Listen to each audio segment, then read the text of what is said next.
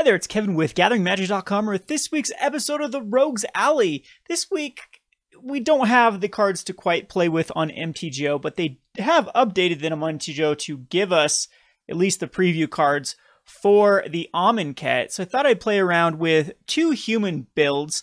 The first one being a green-white human build, and I took a list that did well at a recent tournament and just made some switches with new cards.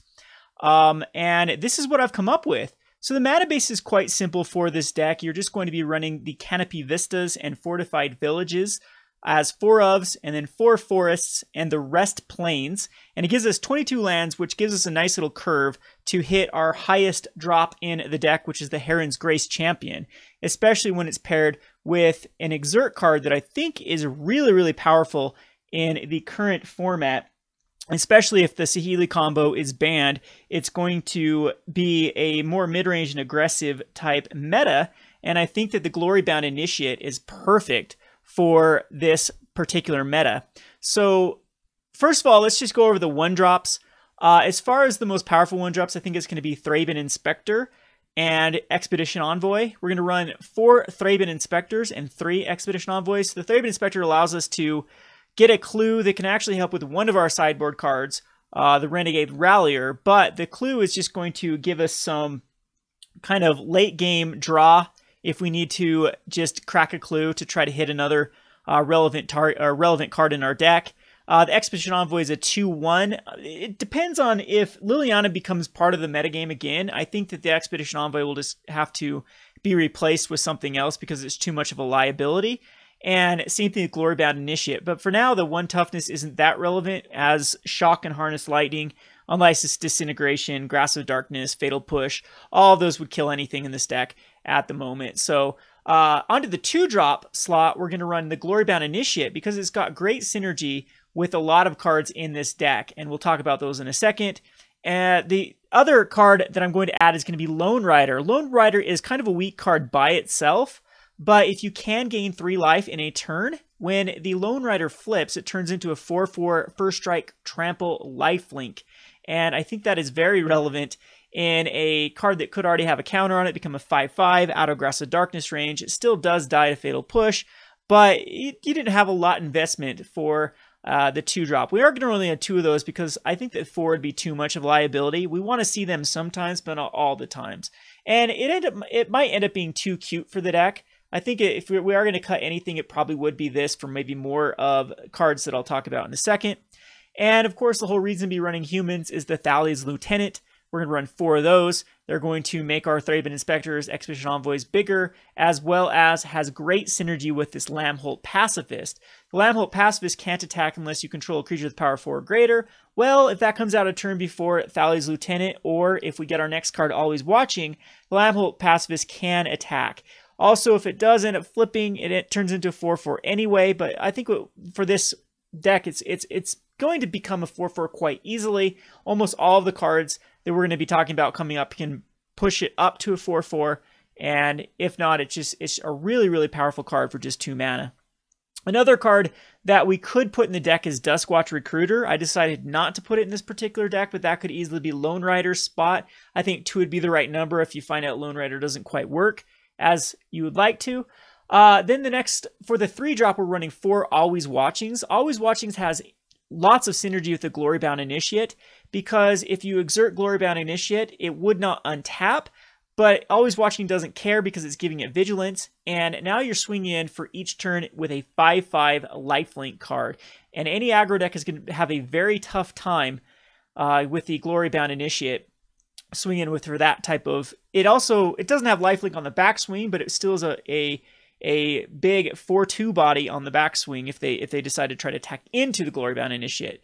The Glorybound Initiate, one other thing I forgot to talk about is this is another way to turn on the Lambholt Pacifist, as if you do exert it becomes a 4/4, and then the Pacifist can attack.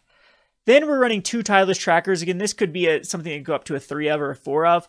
But I think that 2 is the right number because the other 3-drop is going to be Rhonas the Indomitable.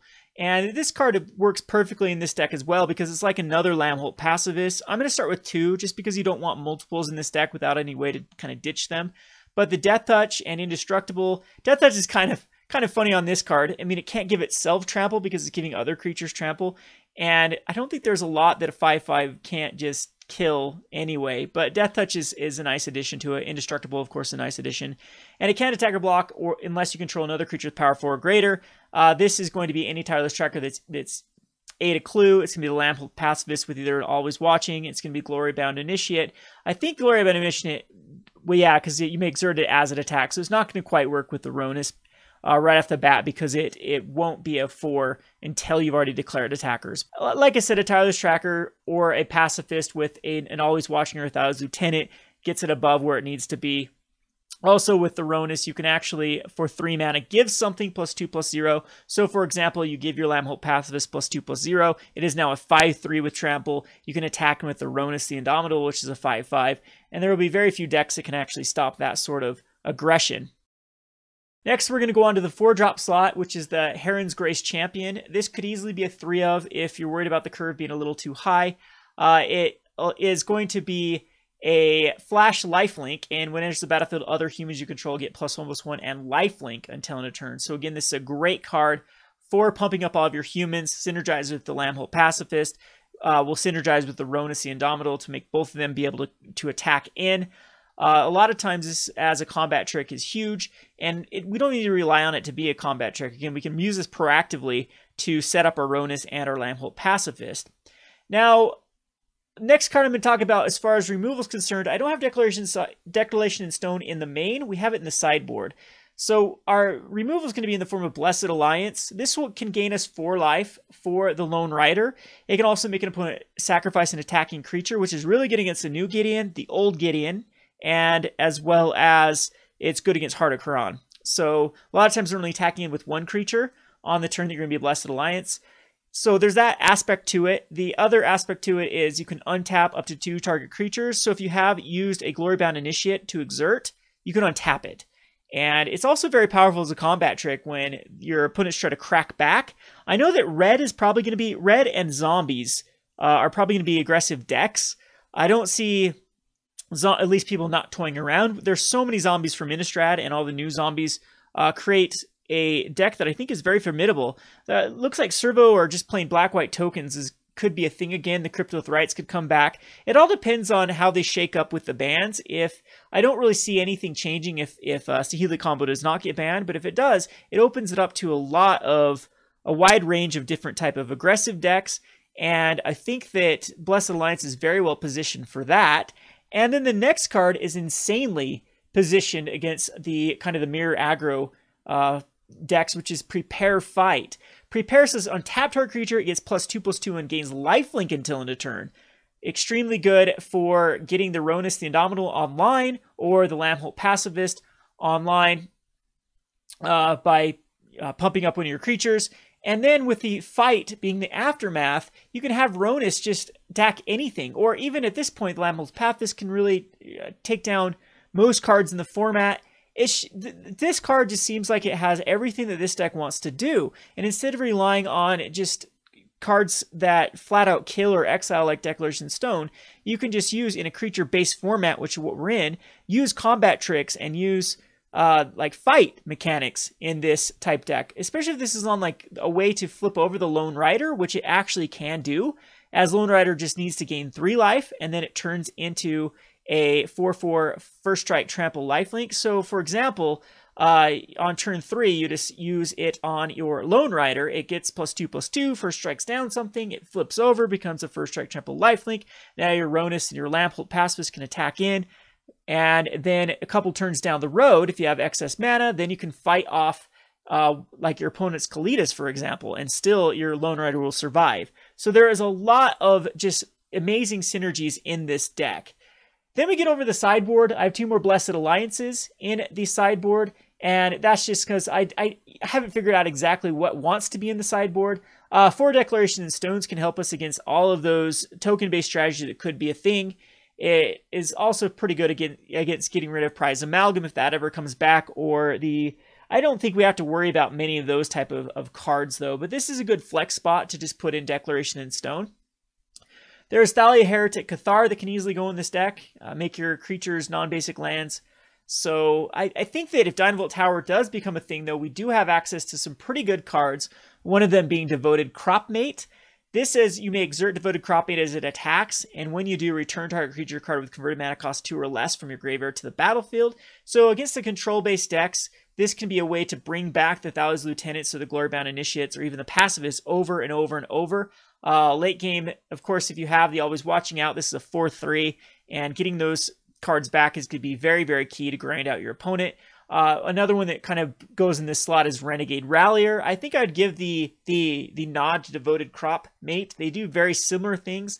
Other than Rallier hits it immediately, Devoted Cropmate only gets it back when you attack. So I don't know the trade-off there. I have another Tireless Tracker in the sideboard. Again, this is sideboards are so subject to change based upon on the different meta. And I think Stasis Snare is going to be a powerful sideboard card as well as a way to take out the new Gideon as well as some of the gods that have Indestructible. I think that's another good thing with Declaration Stone in the sideboard. So there is so many cards, though, that we could think about playing in this particular deck.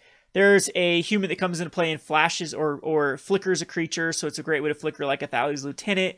Not sure that's or even flicker an exert card like a Glorybound Initiate that might be useful or worthwhile putting in. The White God is okay. Late game, it can just start making some tokens, and it's okay. And there's a few other cards here and there that I think are worthwhile at least testing out. But for this particular deck, I really think that Prepare Fight and the Rhonas are very, very good upgrades to this white-green humans list.